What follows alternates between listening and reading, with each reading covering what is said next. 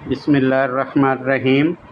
First year class. आज हमने exercise 1.1 इसका क्वेश्चन नंबर 3 करना है। क्वेश्चन नंबर 3 में ये हमने प्रूव करना है, जिसमें लिखा हुआ है इफ़ जी यानी IFF को हम पढ़ेंगे if and only if z is real number. तो ये हमने प्रूव करना है। तो इसमें हम लेट कर लेंगे G is equal to A plus B eta. इसको हम क्वेश्चन नंबर 1 का नाम दे देंगे। और जी बार यानी इसका जो कॉन्जुगेट आएगा वो आ जाएगा ए माइनस बी एटा। इसको हम क्वेश्चन नंबर 2 का नाम दे देंगे। अब देखिए हमारे पास जो गिवन है वो है जी बार इज़ इक्वल टू जी। तो जी बार है ए माइनस बी एटा और जी है ए प्लस बी एटा। अब इसको सॉल्व कर लें। This implies that minus B eta plus है, इधर आकर माइनस हो जाएगा। B eta is equal to A plus A है, दूसरी तरफ जाएगा माइनस ए हो जाएगा। Minus B eta minus B eta ये आ जाएगा minus 2b eta is equal to A minus A 0। This implies that यहाँ से आप b की वैल्यू निकालें तो b की वैल्यू आ जाएगी 0 ओवर ये दोनों रकमें मल्टीप्लाई हो रही हैं, इधर आकर डिवाइड होगी। 0 को किसी भी रकम पर डिवाइड करें 0 आएगा, इसका मतलब है b की वैल्यू 0 आ गई। अब ये b की वैल्यू दोनों हम इस इक्वेशन में दर्ज कर देंगे। अब इसमें देखें z is equal to a plus b की जगह हम 0 दर्ज करेंगे, साथ आ गया एटा।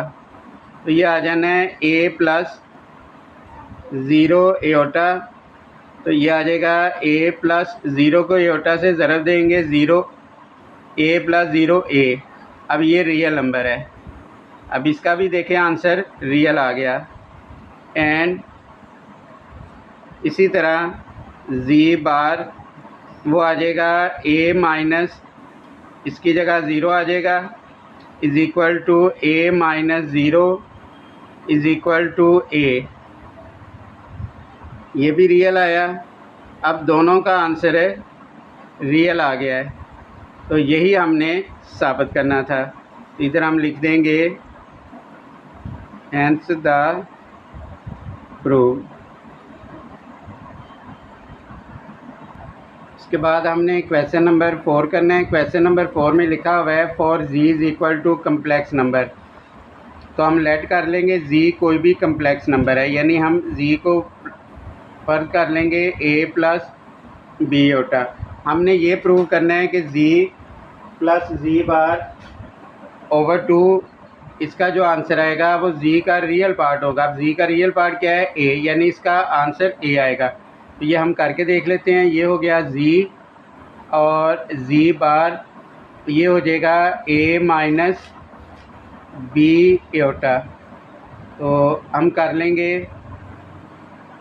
देन जी प्लस जी बार ओवर 2।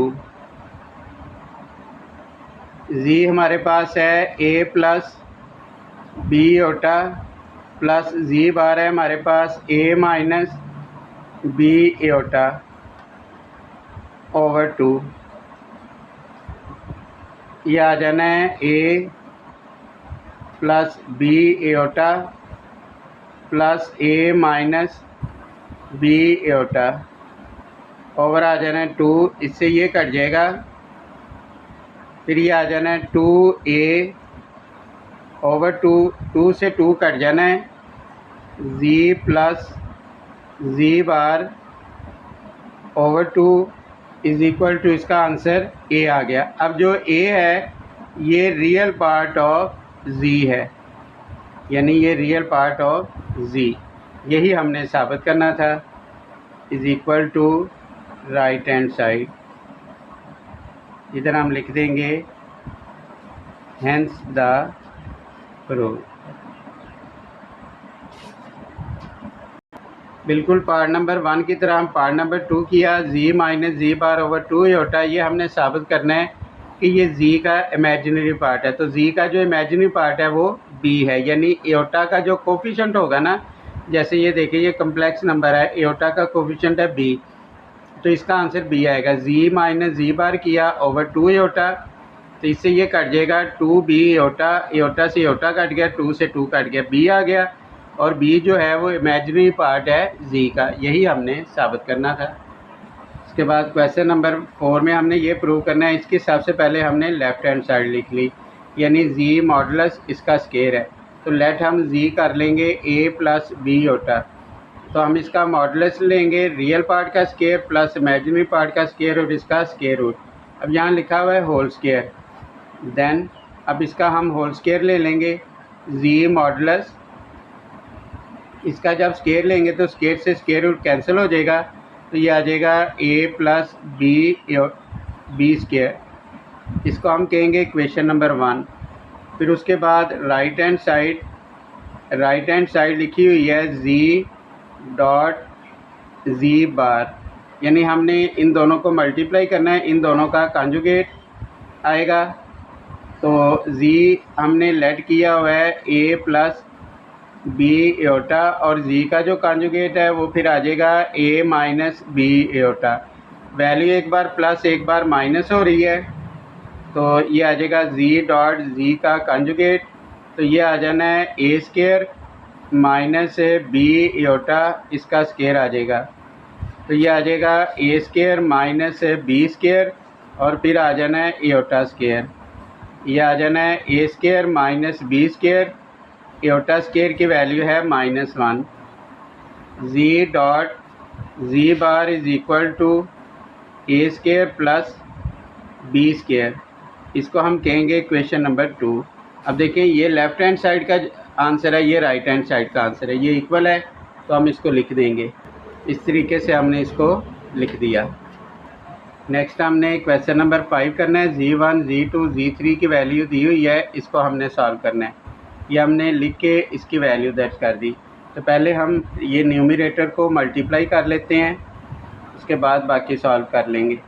2 ये मल्टीप्लाई होगा 1 माइनस 3 एयोटा से, उसके बाद है माइनस एयोटा, ये मल्टीप्लाई होगा 1 माइनस 3 एयोटा से।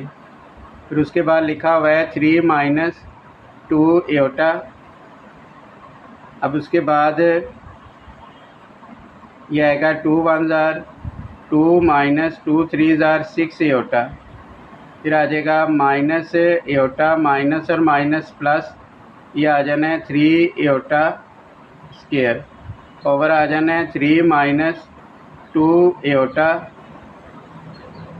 फिर आ जाना है 2, अलामत आएगी बड़ी रकम की, माइनस और minus plus, plus 3 aorta square, ये -1 के बराबर होगा।